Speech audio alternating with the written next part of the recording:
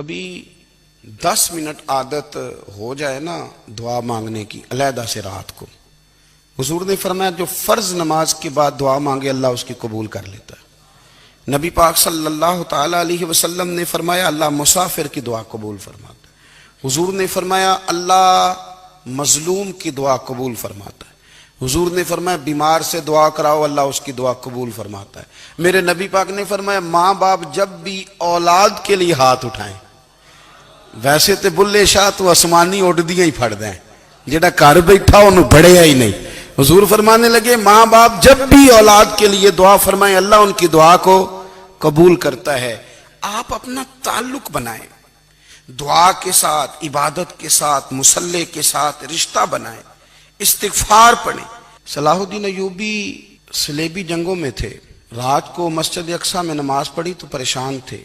ایک بزرگ سے ملاقات ہوئی تو وہ کہنے لگے کہ آپ بڑے پریشان ہیں۔ کہنے لگے حضور پریشان اس لیے ہوں کہ پہلے ہی مسلمان کمزور ہے، اب میں نے سنا ہے دشمن کا ایک بحری بیڑا وہ جنگی سامان سے بھرا ہوا آ رہا ہے، تو اب ان کے پاس اور تلواریں اور نیزے آ جائیں گے، مسلمانوں کے پاس پہلے ہی وسائل کی کمی ہے، پریشان ہوں کس طرح کر کے مقابلہ کریں گے۔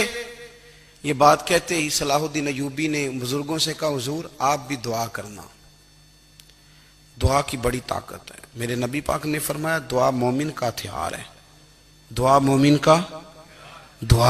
کا حضور نے فرمایا تقدیر کو سوائے دعا کے کوئی چیز نہیں بدل سکتی، دعا مومن کا ہتھیار ہے، یہ کافر کے پاس کوئی نہیں، یہ ہتھیار ہے مومن کا۔ اللہ کرے آپ کو سمجھ آئے، پھر سنیں کئی بار کہہ چکا ہوں یہ ہتھیار ہے، کافر کے مقابلے میں جو تیرے پاس سب سے بڑا ہتھیار ہے وہ دعا ہے۔ دعائیں کرانی چھوڑ دی، کرنی چھوڑ دی، لینی چھوڑ دی۔ حضرت سیدنا انس بن مالک رضی اللہ تعالیٰ عنہ فرمایا کرتے تھے میں نے وہ رنگ دیکھا ہے جب حضور دعا مانگتے تھے اور حضور کی مقدس آنکھوں میں آنسو بھی ساتھ ہی بہا کرتے تھے، میں نے وہ انداز دیکھا۔ تو صلاح الدین ایوبی بزرگ سے کہنے لگے آپ بھی دعا کیجیے، اور خود رونے لگے اور سر سجدے میں رکھ کے رونے لگے، اور عشاء سے لے کر فجر تک روئے، خوب روئے۔ صبح وہ بزرگ آئے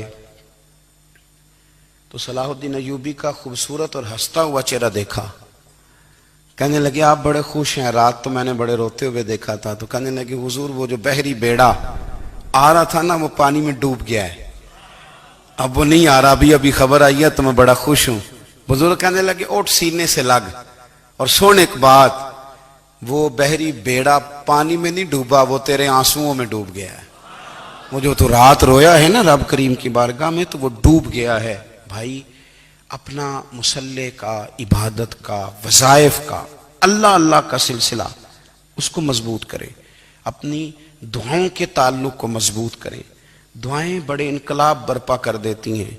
ہم تھوڑے نا جب سے خشک ہوئے ہیں نا، خشک، اور میری تو جماعت ہی صوفیاء کی جماعت تھی، ہم تو داتا علی اجمیری کی جماعت سے، ہم تو خواجہ اجمیری کی جماعت سے، ہم تو شیخ احمد فاروق سرہندی کی جماعت سے، ہم تو صوفیاء کی جماعت۔ ہماری جماعت نے بھی وہ تعلق جو ہمارے بزرگوں نے بنایا تھا۔ بزرگ اللہ کے قریب کیسے جاتا ہے؟ ہمارے یہاں نا بہت سارے لوگ کہتے ہیں جی نظر ہو گئی تو کام ہو گیا۔ بھائی جو بخاری مسلم میں طریقہ ہے نا اللہ کا قرب پانے کا وہ تو نفل ہے۔ نبی کریم علیہ السلام نے فرمایا بندہ نفلوں کے ذریعے رب کے قریب جاتا ہے، اور اتنا قریب جاتا ہے کہ پھر اللہ اس کی زبان بن جاتا ہے، اللہ اس کی آنکھیں بن جاتا ہے، کان بن جاتا ہے، ہاتھ اور پیر بن جاتا ہے۔ تو یہ تو عبادت ہے، یہ تو اللہ کی بارگاہ کی حاضری ہے جو آپ کو اللہ کے قریب کرے گی۔ تو نماز کو اہمیت دے کے ادا کریں، نمازیں موبائل بند کر کے ادا کریں۔ لیکن نا کچھ لوگ کہتے ہیں مجھے ٹائم نہیں ملتا نماز کا، تو میں کہتا ہوں یہ آپ نے بڑی جرت کی بات کی ہے۔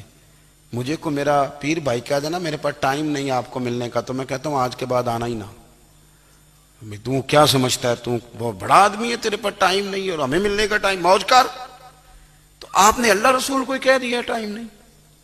اور عجیب فلسفہ ہے نا، کہا جائے نماز پڑھنے آؤ تو کہتے ہیں کپڑے ٹھیک نہیں، اور کہا جائے کہ آؤ ذرا دعوت پہ چلیں تو کہتے ہیں 1 منٹ ٹھہر میں کپڑے بدل کے آیا۔ نماز کے لیے کہا تو کہتے ہیں ٹھیک نہیں، دعوت کے لیے کہا تو کہتے ہیں میں ذرا تیاری کر لوں، یوں جانا مناسب نہیں۔ یہ معاملہ ٹھیک نہیں۔ رب تو فرماتا ہے کہ جب تم مسجد میں آ تو زینت اختیار کر کے آ، خوب ذوق سے دعا مانگیں، خوب شوق سے نماز پڑھیں، خوب استغفار کا مزاج بنائیں۔ آپ لوگوں کے بیچ رہ کے سوکھ حاصل کرنا چاہتے ہیں، لیکن آپ کو پتہ ہے کئی مہینے غار حرا میں رہنا بھی مدینے والے محبوب کا طریقہ ہے۔ ہر سال اعتکاف بیٹھنا الگ سے، یہ بھی حضور کا طریقہ ہے۔ مسجد نبوی کے اندر دروازہ کھلتا تھا نبی کریم کا، پر گھر کے اندر نفل پڑھے نبی پاک نے۔ اور حضور فرماتے ہیں کچھ نفل نماز گھر میں بھی پڑھا کرو، گھر کو قبرستان نہ بناؤ۔ ہمارا گھر اللہ کے ذکر سے آباد ہوگا۔